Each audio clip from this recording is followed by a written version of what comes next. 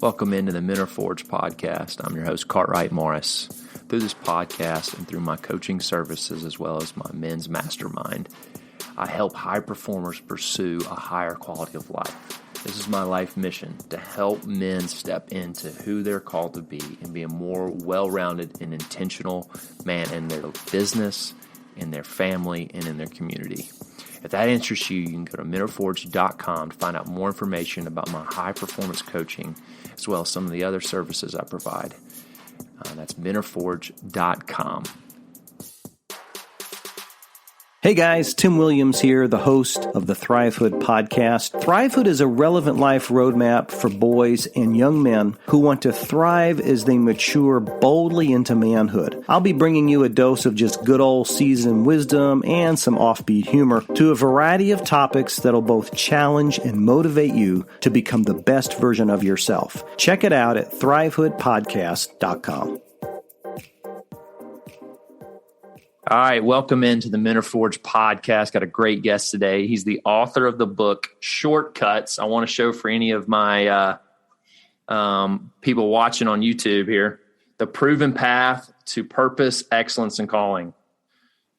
Bob Hasson, here he is, the man, the myth, the legend. Bob, it's great to have you in. Well, I don't know about a myth and a legend, but how are you, Cartwright? I am good. I'm good. Bob, the Men Are Forged podcast, we talk about being forged in life, right? That men, like the greatest men I know, are the ones who have allowed God and life to just forge them into who they are.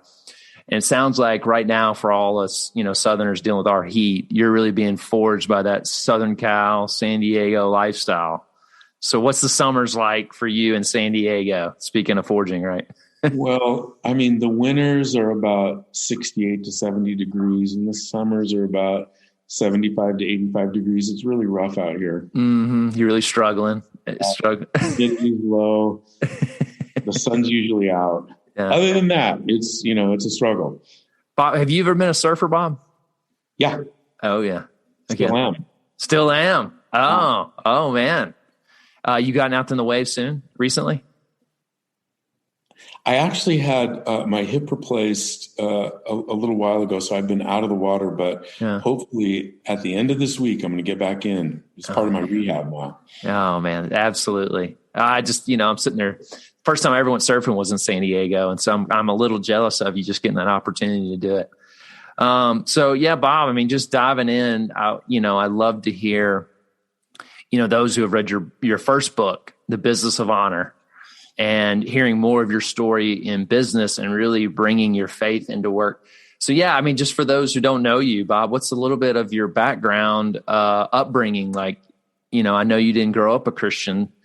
And really, I would say, let me start with this. Just as men, we're always looking for that man who really, it's kind of the catalyst in our life. And I know in your book, you referenced your Uncle Lou. So give us a little bit of insight of, what he first imparted into you of what it meant to be a man, what it meant to be in business, and then go from there. Yeah. Yeah. It's interesting. I have one younger brother, 17 months younger than me. And we grew up in a household with an angry father who had a spirit of rage and, a mom who tried to get away from it. So she was on tranquilizers a lot, trying to get away from the anxiety that my dad created. And they eventually divorced when I was 17, which I thought was the best day of my life. But I didn't realize it at the time, probably didn't even realize it till I was in my 40s, how scarred that made me and what a part shame played in my life. From having a rageaholic person, being your father, it was very, very confusing and abusive. The Lord found me when I was 18. So the concept of having a loving father was so foreign to me, and it took me decades of inner healing and therapy and counseling to finally realize that I was a loved son of God. And Cartwright, that's where I come from. Like the base position I come from is, who are we in our identity. We're loved sons of God. Yeah. Therefore, there's no performance past that.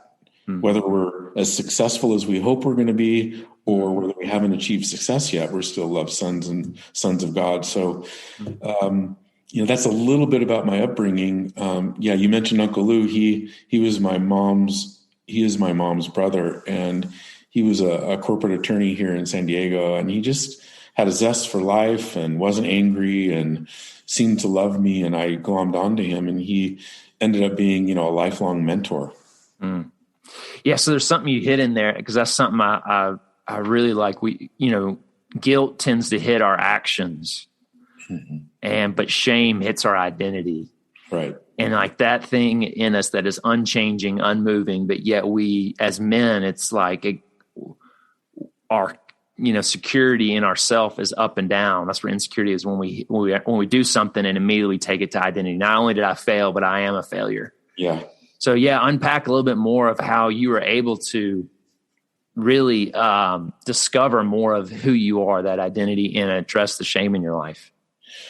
Well, the way I like to say it is shame equals I am bad. Guilt is I've done something wrong. And so for young men and men who are walking around in shame, their default position is orphan identity. And what's an orphan? An orphan is someone who has no parents, or you could say they have a one-parent household. But there's many of us who live in two-parent households who have an orphan identity. And what is the orphan thinking? The orphan thinking is this: no one will take care of me, so I have to take care of myself. And when we think like that, then we try to control everything in our lives. So if you're operating out of an orphan mentality or orphan identity, you really don't believe that God can take care of you. You think that you have to take care of you. And so the concept of a loving Father in heaven who wants to take care of us, it doesn't jibe with what we've experienced in our life. And so for me, it was a decades-long journey. And you're going to hear me over and over again talk about process and journey. I know in some areas of streams of Christianity, there's healing. There's people believe in healing, which I do. But I haven't seen supernatural, miraculous healing around shame. In most of the people that I've talked to, I have seen some, but for most of us, it takes a journey, a process, a courage to look inside, to find the Lord and ask Him in to get rid of the shame that drives us. Yeah. I mean, and I think for some men, it is, I think in men in relationships, we do things like shoulder to shoulder and activity. Like I think you talk, like just hitting on with your Uncle Lou. I think by him loving you unconditionally, you kind of had to question that belief of that you weren't loved, you weren't worthy, and you feeling that shame. But I think that at some point it had to come in your life of like, I needed that face-to-face relationship with someone. Yeah. That real reflection, the real like picking apart these false beliefs we have about ourselves. And how did you pursue that? Well, I married an amazing woman 34 years ago. Yeah. That'll do it. That will do it. And she, and she helped and she encouraged me through this process. And she also like told me, man, you need to get better. You can't be walking around being a victim and being ashamed of yourself, because, what shame does is it says, in my case, my wife is good and I am bad. My wife is right and I am wrong.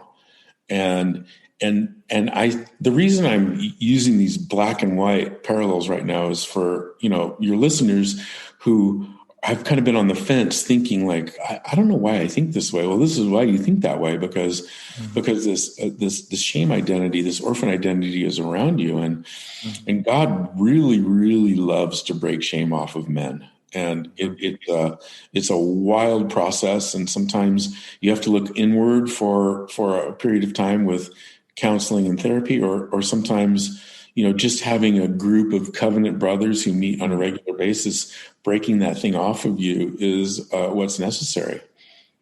Yeah. And yeah, that's interesting, man. Yeah. I like, that's what I'm like wanting more, encourage men is like, how do we get in groups where we actually pursue that? Men, we generally gather around content, which is a lot of good content, but we don't gather around relationship.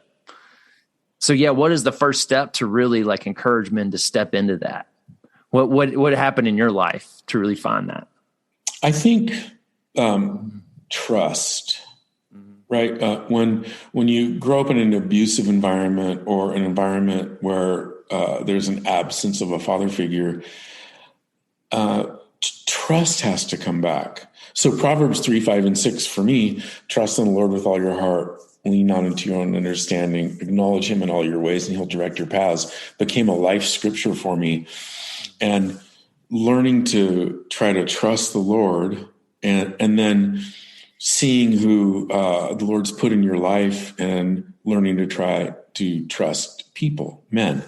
And over the decades, I've trusted some wrong people, and it's been painful. But I've always been an advocate of small groups. I've always had small men's groups in my office or in my house. And I've always been, I like to talk about myself as a covenant person. I value relationships. And when I'm in a relationship with you, you get me. I'm transparent and I'm vulnerable, and I'm safe. So when we talk as a group or as a band of brothers, it's in the vault.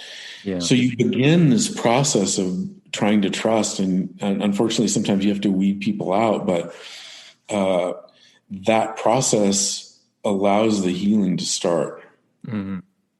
It's an interesting process in itself, because I just sit there and think of most of men's relationships, it's either surrounded by an activity, which is good, or content, which is good. But there has to be the next level that we're all looking to get to, that place where we're confronting that orphan spirit. We're confronting that shame in our life. Yeah, I mean, think about it. Hey, Cartwright, you want to go to a game? You want to go to a football game? Do you want to go tailgate? Do you want to, this is what do you want to go play golf? All these different things that we do. And so you spend 6 hours with a guy on a golf course, and you get home and your wife says, how's this new baby? And you're like, we didn't even talk about that. No, he shot 8 over though, and he was really happy. Yeah. What's his baby's name? I don't know. Right. We tend not to connect on a heart level, but we have these experiences with men that, like you say, are content driven or activity driven. Yeah. So I would love to get more into just the unpacking your story, Bob, of, if anyone who's read your book, Business of Honor, it's this intentionality of bringing your faith, bringing your relationship with God into your work, into your career. Mm-hmm. And like you've told me, and you say in the book that you were just a painter who made a business, and that God had to be on that for that to happen. But so just explain that process to people, what happened for you, and really how do they do that themselves?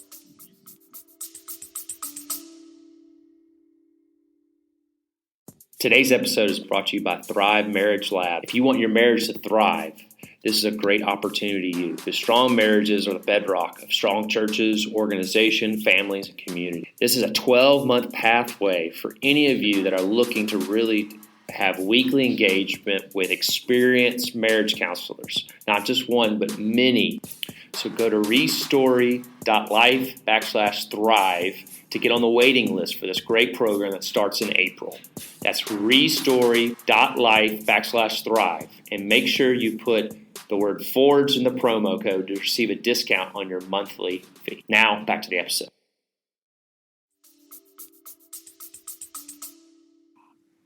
I think this is what I really think. compartmentalization is the bane of most men.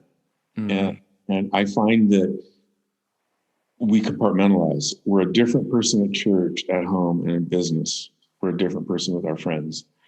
And so what I've always tried to do is be the same person. Wherever you see me, you're going to hopefully experience the same me. And what that meant in business was that I wanted to be one of the fellows. As I was building a business, I wanted to be part of a team. So I built a team that I thought I wanted to be part of. And then sort of these morals and ethics that even a lot of believers don't have, I tried to put those forefront. Like, what is my character? Character counts. People look at you. They look at your character, whether you're a believer or not, whether you go to church on Sunday or not. People are looking at your character. And when we define people, we say, if you do business with that person, they're a tough guy, and you better watch out, because if they can get over on you, they're going to. And you say, okay, right? But what we're looking to do is let our character shine before. And so in business, with employees, with vendors, with customers, I wasn't an evangelist. I just showed up and said, hey, I'm going to do 3 things right. I'm going to show up on time. I'm going to charge what I said I was going to charge. And I'm going to clean up after I'm done. Rocket science, right? But I did that over and over and over again. And if I made a mistake, I admitted to it and said, I'll fix it. And sometimes it cost, in the early days, it cost some amount of money and my time. Later in the mature part of my business, it's cost millions of dollars if you make a mistake. And so it's hard on both sides when it's your time early in your business, or when it's a lot of money later in your business, to do the right thing. But I was committed to always trying to do that. Yeah. Yeah, it's interesting. Just this simple stuff that sometimes we say, oh, when God comes in business, it's this grand thing. But it's a little bit almost just like Abraham. I'm going to bless you to bless others. Just simple, know? Yeah. Serving, role. Yeah. All that. I think about in Genesis 2, verse 7, God breathes life into Adam. And then the very next thing he says to him in verse 15 is, go tend to the garden or go to work. Now, I mean, that's mind-boggling to me, because I wasn't taught that. As a matter of fact, that was just kind of glossed over. But in God's economy, the first thing that he asked man to do was go to work. It's crazy. When I grew up at the end of the Jesus movement, it was work is a curse. Jesus is coming back soon. There's no need to work. I even had friends and acquaintances who stopped taking Social Security out of their check because they could get more money in their check. And it didn't matter anyway, because Jesus was coming back. This is an extreme.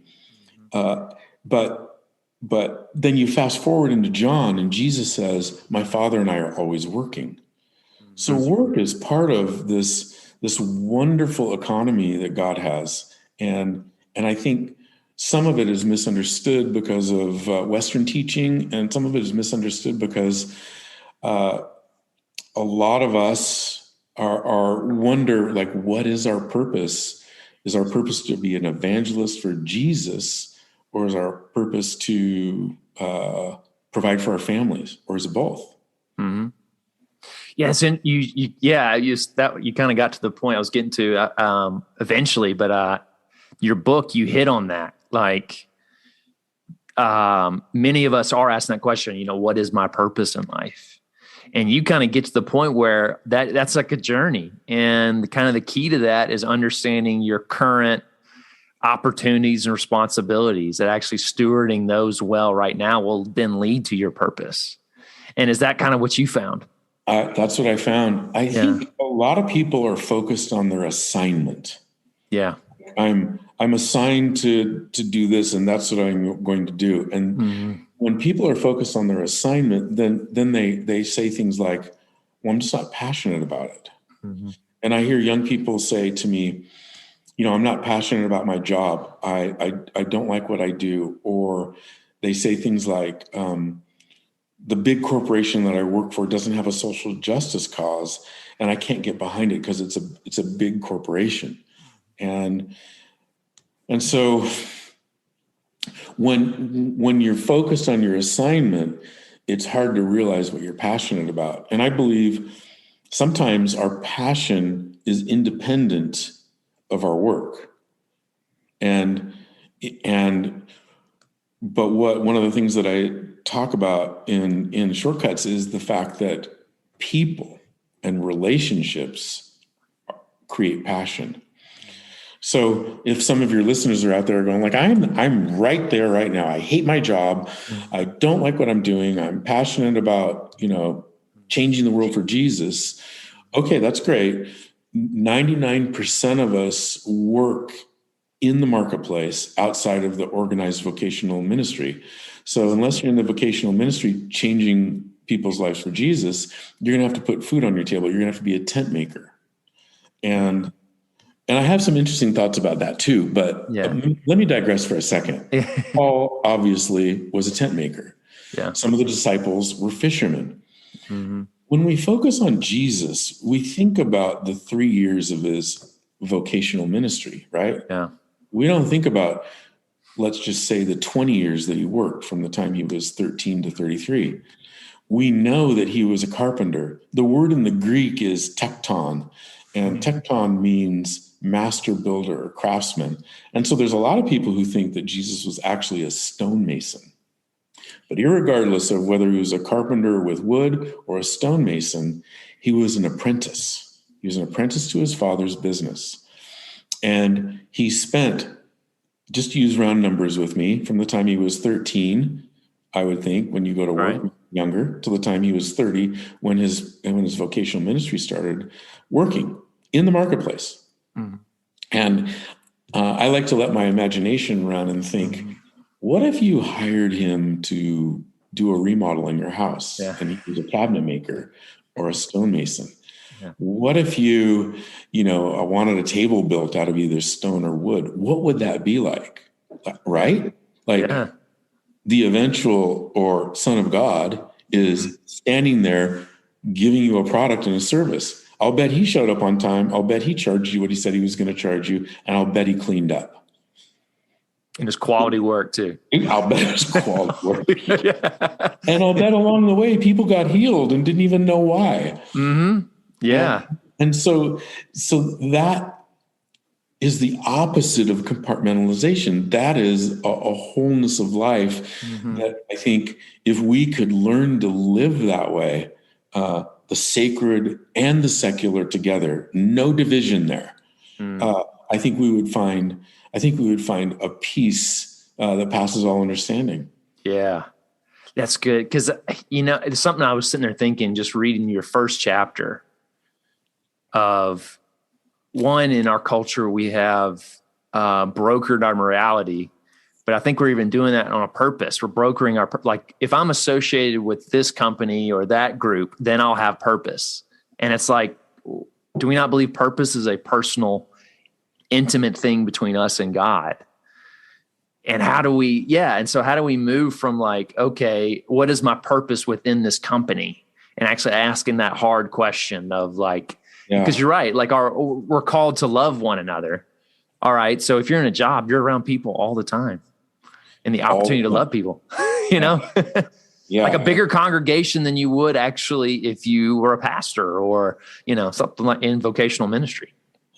And so I hear young people say, well, I can't influence people. And, this is an older reference, but there was a businessman named Jack Welch at General Electric. Mm-hmm. And he started as an intern and ended up as the CEO. Mm-hmm. And he climbed, over decades, he climbed up to be the CEO of that company. And I think, when we look at the process that he took, he had to have been dealing with people and having feedback that wasn't good. And one of the things that I do is I crave feedback, Cartwright. I want to know, how did I do? How did my company do? How did you experience me? Because what I want to do is grow and shift and adjust. So if you're younger and in your career and you're in an entry-level position, you can stand out. You can stand out. You could be the 1% if you show up early. Mm-hmm. If you do your tasks, and when you're done with them, you look at your coworkers and say, "Hey, I've got some free time. Do you need any help with your project or anything you're working on?" And they'll look at you like, what do you mean? Are you trying to steal my job? No, I'm just trying to help. Or if you go to your supervisor or your boss and you say, "Listen, I finished my tasks. I've asked, everybody else within our team if they need any help. They don't. Do you have anything more for me to do?" And that attitude, changing the attitude just that much, mm-hmm. Your boss or your supervisor is going to look at you and say, "Well, actually, yes, I've been struggling with, fill in the blank. Can mm-hmm. you help me with that?" And I think it's an attitude. This is what I'm talking about. Your character shining before you. Mm-hmm. You can say no words and evangelize Jesus, because eventually someone's going to say to you, "What makes you tick?" You're asking if you can help. You are helping. You're going above and beyond. And you're not trying to take my job or climb over my back or take my idea or steal anything from me. What is it? Mm-hmm. And you can say, "Oh, I have faith," or "I'm a believer," or, that kind of thing. And people will want to know because your light has shined before you. And, you take them to coffee or lunch, and if they want to know really about your faith and how it impacts you, great. All of a sudden you're an evangelist. Yeah. But not at work. Yeah. And Jesus even said that. I think maybe the modern Christian, we've just done a poor job of this, that being a Christian means going to church and reading your Bible and having a Bible study at work and giving to the right ministry. But really, Jesus said, "They will know that you follow me by the works you do." Like, it's pretty simple. Like, how great of an employee we are, how much we, like you said, our attitude on a daily basis, are willing to serve, we're willing to help, we're willing to grow the company beyond just our own promotion. It's fascinating. We miss that. It is fascinating. And one of the things, like, think about this. I'll hear people will write in or DM or whatever they do, and I'll hear that, "I just hate my job. I don't know what to do." And I ask this question: what % of your job do you hate? And they're, "Well, what do you mean?" So this is what I believe. If you like 75% of your job, 75-80% of your job, you have an A+ job. Yeah. If 20 to 25% of the time in your work week, which, could be 8 hours out of 40, you're doing stuff that you don't like, you've got a great job. Mm-hmm. Very rarely will you find someone who says, "I love everything I do." Mm-hmm. The extrovert salesman who's out, selling product seems so good at what he does until he has to go behind his desk and write reports, mm-hmm. expense reports, contact reports, that kind of thing. He just does not want to do that, because what he really loves to do is be selling. But in order to continue to sell, he's got to write reports. So I think, we have to look at that and say, well, really, what is it? What is it that I don't like about my job, or I hate about my job? And what can I do about it? Mm-hmm. Now, for some of us, we're an introvert, and we have a job cold calling, selling solar panels. We're not going to be pretty good at that, right? Or we're an extrovert and we're sitting in a cubicle working on spreadsheets all day, not talking to anyone.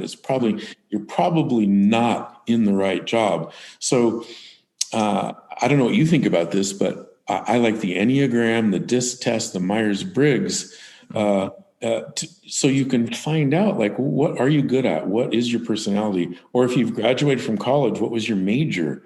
And is the job that current job that you're at, does it fit? Sometimes we're in a job where we do have an abusive boss, where it's a culture of fear rather than a culture of honor or love.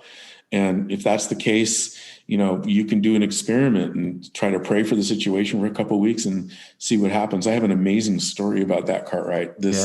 A young woman came to me and she said, "My boss hates me. She's awful. She's I can't work there anymore. And I said, well, I said, honey, would you do me a favor for 2 weeks? Would you pray for her? Not just pray for her. She's like, well, that's not going to do anything. I'm like, I know, but let's just try. Yeah. And so she called me after a week and she said, well, I'm praying for her and she hasn't changed, but I kind of have a burden for her. And then 2 weeks later, she called me all excited that this dragon boss lady came in and said something to her and said something like, I'm sorry, I've just been having problems at home. And this young woman said, I sensed something like that. I've been praying for you. And this woman said, what?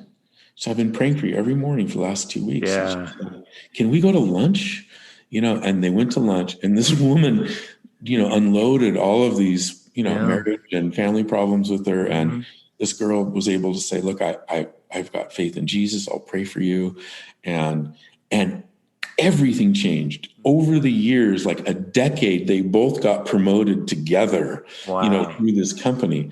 And that's an extreme example of, try and experiment. But there's been other times when people have said, I have this abusive boss and it doesn't change. And, I do not advocate staying in a job where there's any kind of abusive relationship or, your life's being changed because of it. Yeah. But I think there's something going back to what we said earlier about identity. When we realize our identity is set and we're rested in the place in God, right? That when we do experience an abusive boss or someone who's critical or hard, that we can go, oh, that we can do what this woman found out. Like, oh, it's not personal. She's dealing with something personal and she's acting out of that. Right. But she gained empathy and she was able to connect with her. And like, it's just like when we stop taking everything as like, oh, they don't like me, because they're this way. Yeah. And how as men, like, I think we can discern gain that gift of discernment in our life when we really address this shame thing, we address the orphan spirit, the survival mindset. Yeah. And realize that God's, we're taken care of. Like at the end of the day, this is going to work out. That's really good. That's really good, Cartwright. And I believe that at the end of the day, it's going to work out. And for some of us, we're in a situation and we're just looking and we can only see this thing right here. We can't see the long view. If we step back and say, is it going to be okay in 5 years? You'll probably say to yourself, well, yeah, of course it is. Or 1 year, of course it is. But right now, in the next week, this thing is so big, and we're personalizing it and putting all of our self-esteem on the line for this one situation, and we have to give ourselves a break, give ourselves grace. Yeah, it's a beautiful thing to practice because then it starts filtering into our marriage. Yeah, I find guys that are struggling in their marriage and they are hard on their wives is generally because they're pretty hard on themselves. And then when they had that practice of grace, that's interesting. So you've kind of hit on it, Bob, already. But I'm just curious what led you to really write this book and, shortcuts. Like there is no shortcuts in life, that message. What got that ball rolling?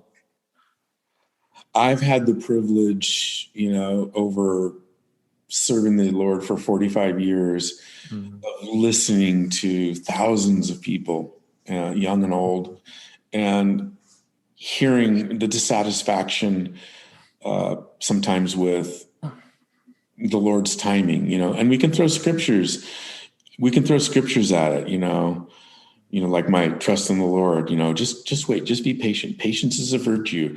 The meekness is a gift. We can throw all these scriptures, but it really doesn't help. And so I'm a really practical thinker, and I just realized for myself that, and for many others that I know, that this process of life, takes time. And so, Cartwright, I wasn't on social media until 2017 when Business of Honor was released. I didn't know what all y'all were talking about, and when I got on Business of Honor, I started to see why young people were saying to me, I'm a failure because I'm not a millionaire and I'm 25 years old. Yeah. Well, where did you learn that? And they would say, well, on social media, everybody's a millionaire. And so I see this. I think it's interesting to me that Mark Zuckerberg, who has disclosed himself, he's shy, he's an introvert. He created social media so that, you don't have to have face-to-face relationships. Now, that's not the only reason he created it, but it is amazing. And so now you can say, I've got friends all over the world when you're never talking to them. Mm-hmm. You're seeing their feeds, which we all know now, it's a highlight reel. And it makes, some people feel bad about themselves. I have 2 daughters and, they talk to me about body image and, you look on social media and it's or on TV or commercials, it's one type of body. It's changing now. But I guess my point is that the current generations who are on the internet and on social media have been fed, just a lie that everything has to happen so fast. And so they have this generalized anxiety that they're not enough and won't be enough. And they're late to the game. When, for example, talking about a millionaire, 1% of the people in the world are millionaires. And those people, 85% of them, 90% of them are over 50 years old when they finally become a millionaire.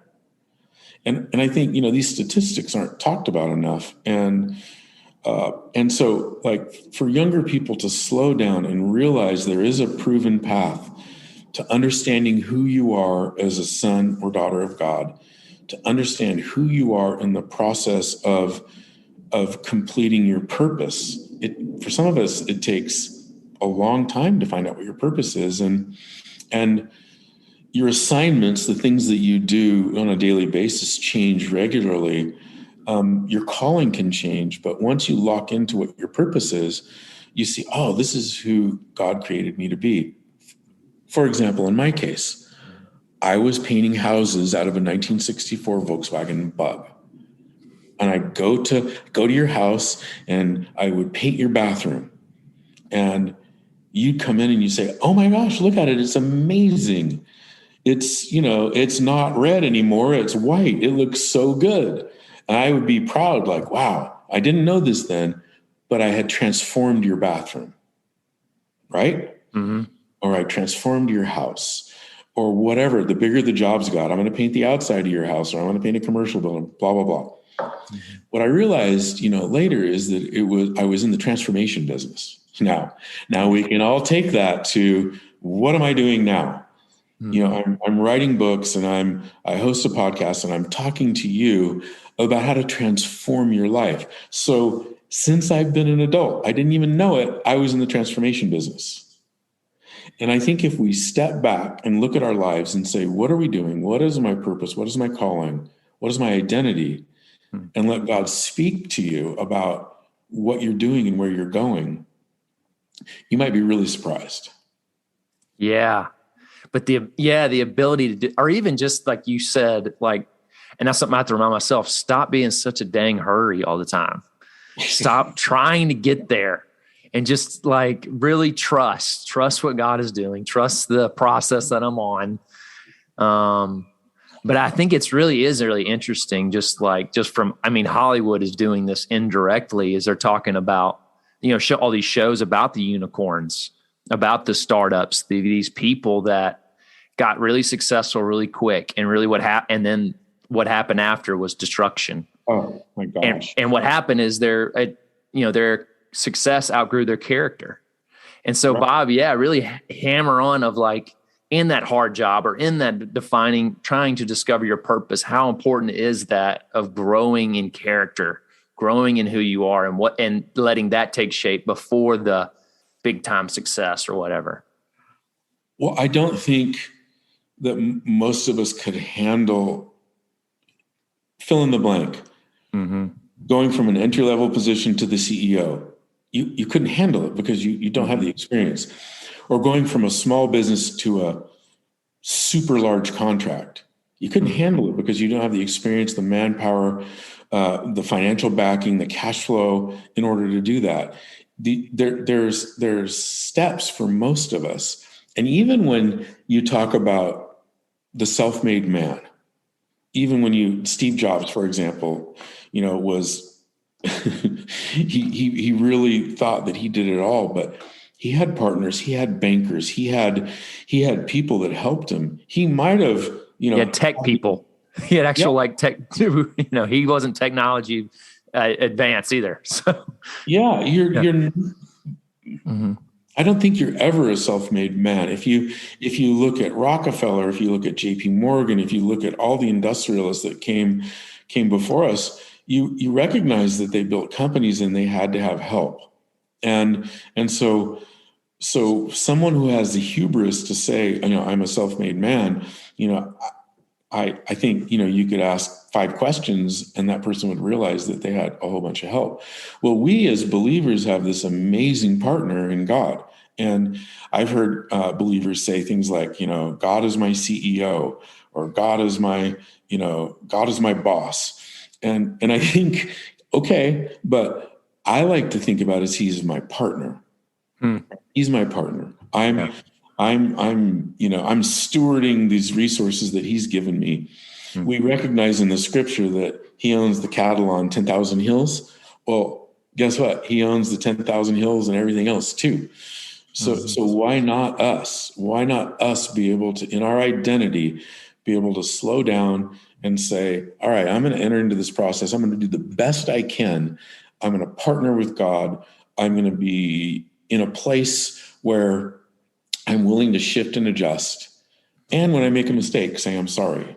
I mean, it's the simplicity of the gospel, whether it's in running a business, a family, your own personal life, or in the ministry that I think we need to get back to. Yeah. So speaking to that, Bob, what about when you really started implementing and partnering with God at work and growing your business?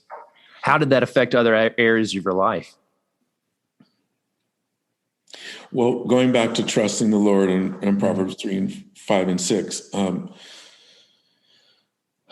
I think honestly, I lived in fear it took 30 years in my business of hitting singles and doubles and triples and, an occasional double play or triple play that would set you back. I learned to, ask God, is this job for me? Is this bid for me? Lord, please give us the jobs that are good for us. But sometimes, where we learn the biggest lessons is where we made the biggest mistakes.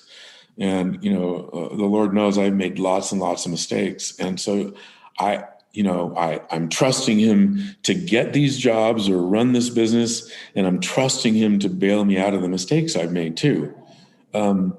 Because that's what he says he's going to do. That's what he hung on the cross for the remission of our sins and to give us the peace that passes all understanding. So it's this active faith leaning into him and believing what he says. A lot of us believe what he says in most areas of our lives. But when it comes to those hard areas, let's say like finding a spouse or finances or the job or a business, whatever it is for some of us, it's pornography. It's all these different, or drinking, et cetera, et cetera. You get my point.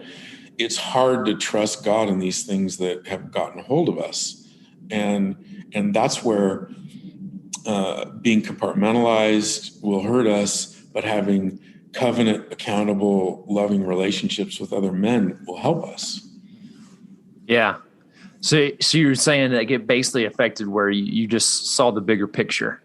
And yeah, I mean, big part of your book, I remember you hitting on in The Business of Honor, was just how really your relationship with your wife and your kids and how that has changed.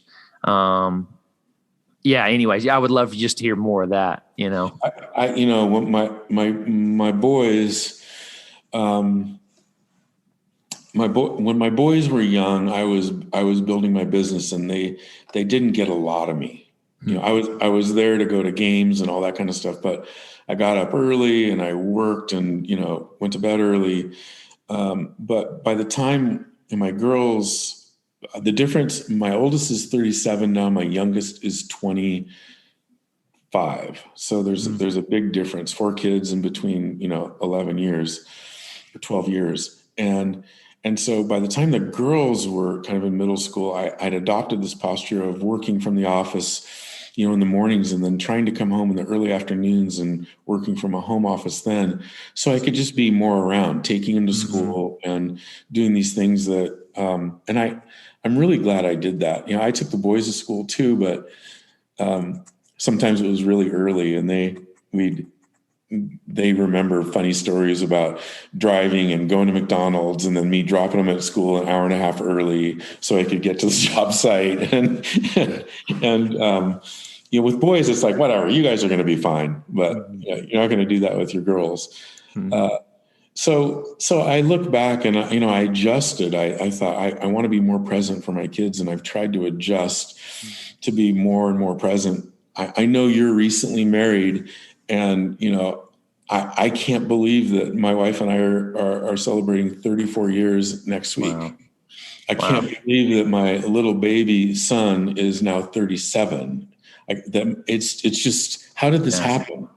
It just goes. And so you hear people say, oh, it's in a blink. It wasn't quite a blink, but it the time is valuable when you have them at home.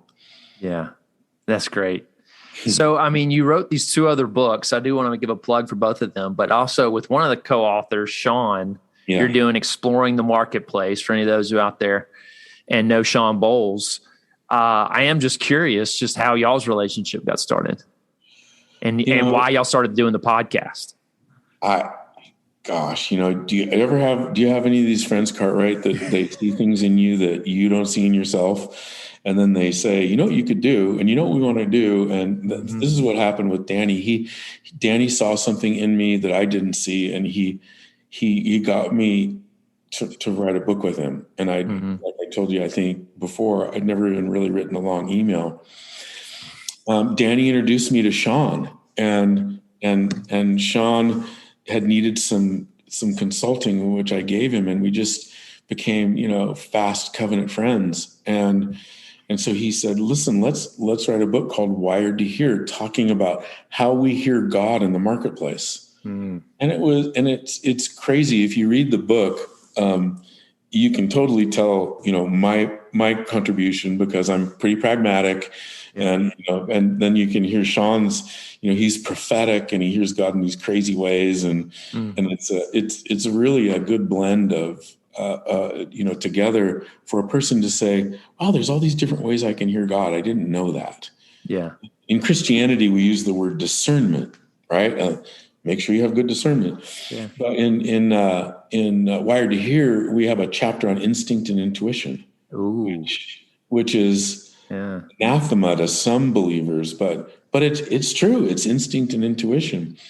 And Shawn and I grew in our relationship, and I started traveling with him doing, he was doing all these, hearing God, gosh, I can't even think of the word anymore because we haven't done them since COVID, seminars. He would go all over. And so we would bolt on a business lunch to that. And so we would speak on, who is God in the marketplace. And we had such interest in it. We said, let's try a podcast and see what happens. And this podcast, what we do is we interview normal people who are in business and who you would never hear from. And they're some of the most sacred people you've ever heard. Yeah. Like, for example, this one guy lives in a small town in the Midwest. He worked for, let's say, JP Morgan as a wealth advisor, and God told him to start his own business. So he got on his face and he started praying and he said, Lord, I don't even know any rich people. I don't know any rich people. And how am I going to start a business? And so God said, every day, get up, go drive and park. I'll tell you where to park. Knock on 20 doors. his goal was that knocking on 20 doors, he'd have 10 conversations and he would get one client. Yeah. So now 30 years later, he's managing over $1 billion. But you would never hear the story of the origin story of what it took to get there and his faith in God, because he doesn't have a place at the pulpit. And this is what I love about the marketplace. This is what I love about what you're doing with men that are forged, is that we're hearing stories of regular people who God has put his hand on and he's moving forward. Yeah, it's so cool, Bob. That's great. So I like to ask this question to all my guests is, what do you know now that you would tell your 25-year-old self? Oh my gosh. Calm down. Be patient. Have grace on yourself. It's going to be okay. I mean, over and over and over, it's going to be okay. And I think we're so hard on ourselves. We drive ourselves. You mentioned it earlier about men who are hard on their wives because they're hard on themselves. Like, listen, God hung on the cross. He shed his blood for the remission of our sins, for these things that are deep in our heart. He has grace over you. He's poured so much grace out over me all through these, decades of mistakes and foibles and missteps. And he picks me up and dusts me off and says, let's go. And some of us have to pick our own selves up and say, let's go, because we're, not getting up. But I would just really, Cartwright, say, have grace on yourself. In the end, as the decades go by, you're going to be amazed at what God calls you to do. I know that I am. Yeah, that's so good. Yeah, it's amazing. This has been like, we want it tomorrow, but at the end of the day, what we want is to be the men like you, Bob. We want to be those men that are like stables in community that people admire and look up to and have wisdom. But that generally comes by living. That comes by the hard work, not the quick result, not taking the shortcut. That's a valuing the process. So. Cartwright, I look stable. Yeah, I do. I've got gray hair. I've got good stories. But 2 years ago, my wife and I went through, this inner healing program, and God uncovered all this stuff that I didn't know was there. And, I'm walking out my faith constantly. I have a good, close group of friends who know every part about me. And I don't think God's going to stop until I take my last breath. I'm 63. I'm thinking, okay, am I going to be relevant till I'm 83? Maybe. Am I going to live till I'm 85 or whatever? I'm thinking that way now because that's the phase of life I'm at. I'm thinking about legacy for my family, for God, all these different things, and I just realized that in order to be moldable, pliable, and willing to change, I'm going to have to continue to be submitted to the Lord, because where else do we go? Yeah, exactly. Yeah. At the end of the day, what are you falling back on? Yeah. Right. Yeah. Because if it's a job or it's money or it's status, like that's not going to last very long. Yeah. As we're finding, that really gets pulled away pretty easily. Yeah. Well, at my funeral, I hope that people aren't going to say, God, he worked every day. He was such a hard worker. He put his time in, he built whatever. I hope what people are going to say is he knew Jesus and he valued relationships, and I had a relationship with him. Hoping that my kids and my wife, say the same things, and my close friends. I think that's where, you come back to the journey of purpose. It's relationships. Yeah. And I just come to that. And I know young people aren't thinking that way. So I'll just say it because I'm thinking that way, and they can file it away and think, yeah, that guy, I remember listening to that guy and he said that thing and I didn't know what he was talking about, but maybe at some point you will. And I would say we value it, but we want it in a passive way where we could just show up and it happens. But as we're finding with those things, you got to be intentional about it. You got to go after it and find it and pursue it. Anyway. I've been blessed enough to be around so many young people, and I'm so excited for the next generation, all the things that they have. I see people who are crushing it in business. They're crushing it for the Lord. They're excited. They're full of joy.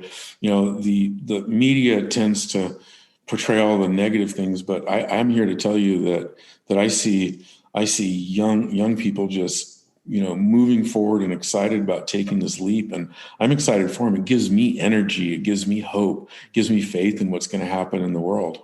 Yeah. I appreciate you saying that, Bob. I just want to end time. Yeah. I would love for you just kind of give a plug where people can find you. Well, I'm pretty active on Instagram at bob.hasson. Mm-hmm. And I have a website that's Bob Hasson, and my good friend just rebuilt it for me. And I always hated the website, and now it's like, wow, that looks pretty amazing. And it has blogs, and it has some, things that I've done on it. You can buy books there, and you can also buy all the books on Amazon too. Well, great. Well, Bob, I appreciate you coming on. It's been a blast just hearing more from you. This is a long time coming. I know I reached out to you a while back, and I'm very thankful that you came on. Cartwright, I love what you're doing. I've been on your website. I've listened to your interviews, and I just I'm glad that you're doing this, that you're mobilizing men, because I think we're in a fatherless generation.